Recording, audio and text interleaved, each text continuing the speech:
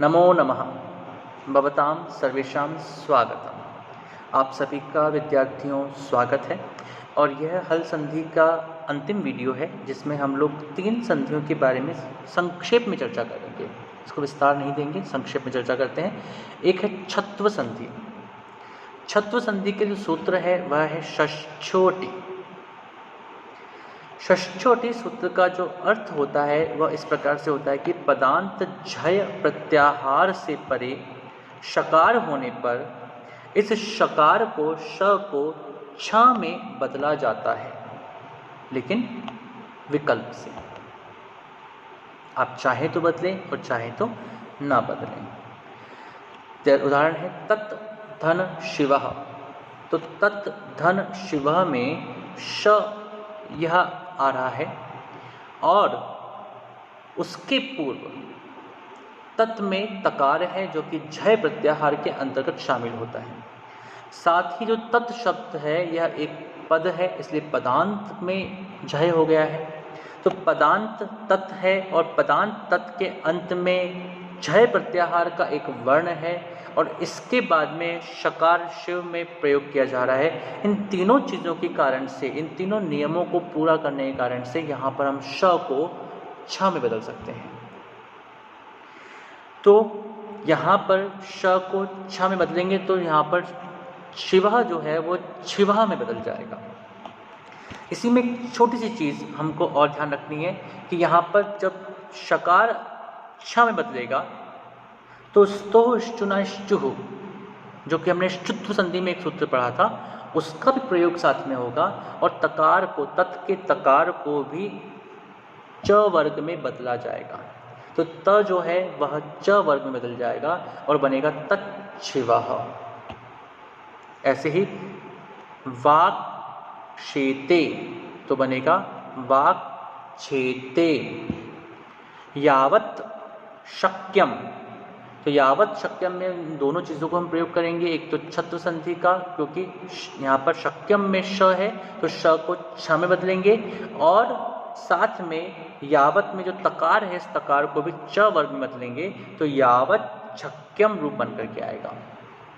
ऐसे ही मैं कुछ आपको संधि विच्छेद वाले पद दे रहा हूँ जिनको कि आपको संधि युक्त बनाना है। जगत धन शांति, तत् धन श्रुतम, तत् धन श्लोकः, मृत धन शकटिकम। इनको भी हम संधि युक्त पद बनाएं और इनका अभ्यास करने से हमें छत्व संधि के नियमों को और स्पष्ट रूप से जानकारी मिल पाएगी। आगे बात करते हैं तुगागम की। ये तुगागम क्या होता है? तुगागम जो होता है वो तुक का आगम होता है। तुक का आगम, तुक के आगम में से त में जो ऊ है वह और अंत में आने वाला हलंत क, इस ऊ और क इन दोनों की इत संज्ञा होती है और उन दोनों का तस्य लोप से लोप हो जाता है, तो बचता है केवल हलंत त। तो इस तुक का आगम छे च, एक सूत्र है छे च, इस सूत्र के द्वारा किया जाता है। इसका अर्थ कुछ इस प्रकार से होता है कि ह्रस्व स्वर को छकार परे रहते, ह्रस्व स्वर को छ परे रहते तुक का आगम किया जाएगा। कैसे? शिव धन छाया। शिव धन छाया में व में अकार है, ये अ ह्रस्व है और इसके बाद में छकार आ रहा है, छाया में छ आ रहा है। ऐसा जब होता है तो इन दोनों के बीच में तुक का आगम करते हैं। तुक में से मैंने पहले बता दिया कि केवल हलंत त बचता है और हलंत त भी बाद में छाया में छ के कारण से स्तोश्चुनाश्चो के माध्यम से च में बदल जाता है, तो बनता है शिव छाया। वृक्ष धन छाया तो बनेगा वृक्ष छाया।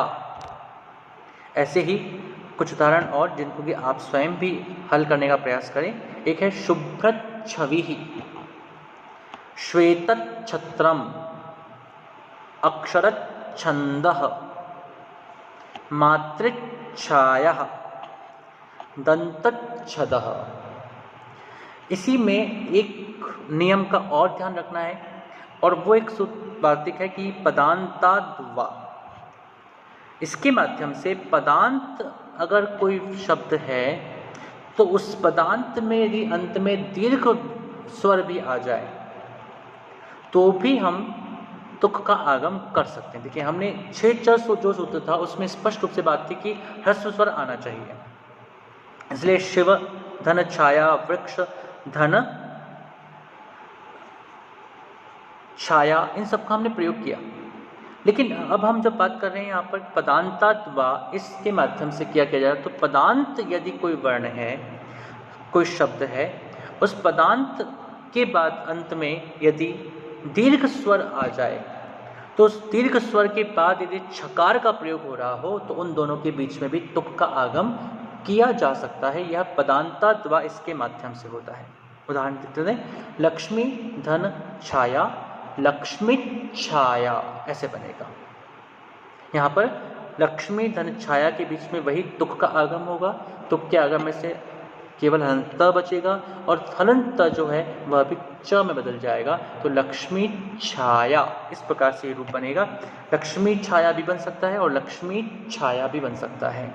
शिखरिणी छंदः, तो शिखरिणी छंदः बीच में च प्रयोग करते हुए भी कर सकते हैं और शिखरिणी छंदः इसका भी प्रयोग हम यहाँ पर कर सकते हैं, क्योंकि स्पष्ट रूप से वाक का प्रयोग किया गया और वाक का मतलब होता है विकल्प, तो विकल्प से हम इसका प्रयोग करेंगे।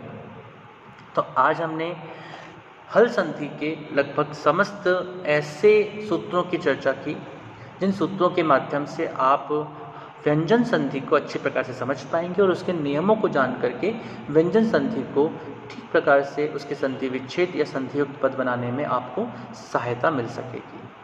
तो आज हमारी हल संधि यानी व्यंजन संधि प्रकरण यहाँ पर समाप्त होता है और अगले पाठों में विसर्ग संधि पर आपसे चर्चा करेंगे। तब तक के लिए नमो नमः, शुभम भवतु, पुनर्मिलामः।